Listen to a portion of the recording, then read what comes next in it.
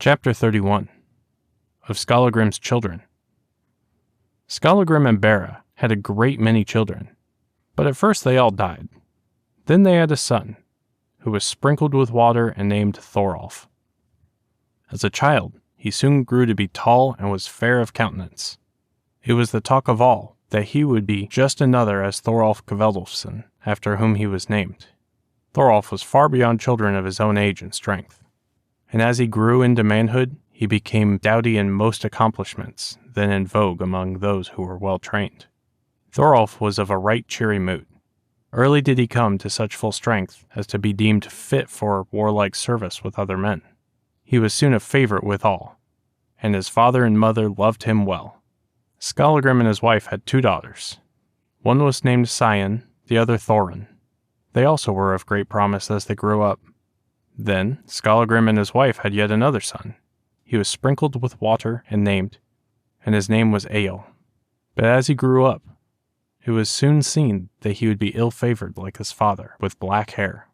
When but 3 years old, he was as tall and strong as other boys of 6 or 7. He was soon talkative and word-wise. Somewhat ill to manage was he when at play with the other lads. That spring, Ingvar went to Borg, his errand being to bid Skallagrim to a feast at his house. He also named for this party his daughter Bera and Thorolf her son, and any others that Skallagrim liked to bring. Skallagrim promised to come. Ingvar then went home, prepared for the banquet, and had ale brewed. But when the set time came that Skallagrim and Bera should go to the feast, Thorolf made him ready to go with them, as also some housecarls, so that they were 15 in all. Egil told his father that he wished to go. "I am," said he, "as much akin to Ingvar as is Thorolf." "You shall not go," said Skallagrim, "for you know not how to behave yourself in company where there is much drinking, you who are not good to deal with, though you be sober." Then Skallagrim mounted his horse and rode away, but Egil was ill content with his lot.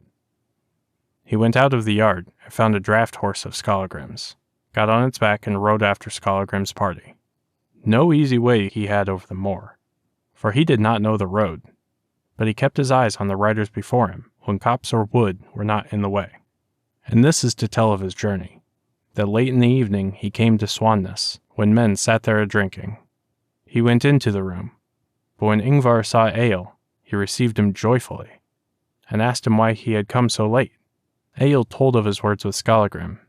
Ingvar made Egil sit by him. They two sat opposite Skallagrim and Thorolf. For merriment over their ale they fell to reciting staves. Then Egil recited a stave.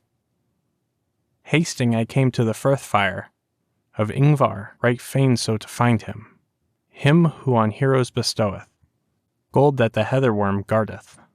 Thou of the snake's shining treasure, always a generous giver, wilt not then me of 3 winters, doughtier songsmith discover." Ingvar praised this stave, and thanked Egil much therefor. But on the morrow he brought to Egil as reward for the poem 3 sea-snail shells and a duck's egg. And next day, at the drinking, Egil recited another stave about his poem's reward.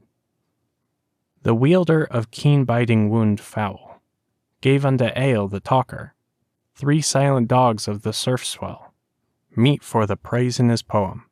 He, the skilled guide of the seahorse, knowing to please with a present, gave his 4th gift to young Egil, round egg, the brook bird's bed bolster." Egil's poetry won him thanks from many men. No more tidings were there of that journey. Egil went home with Skallagrim.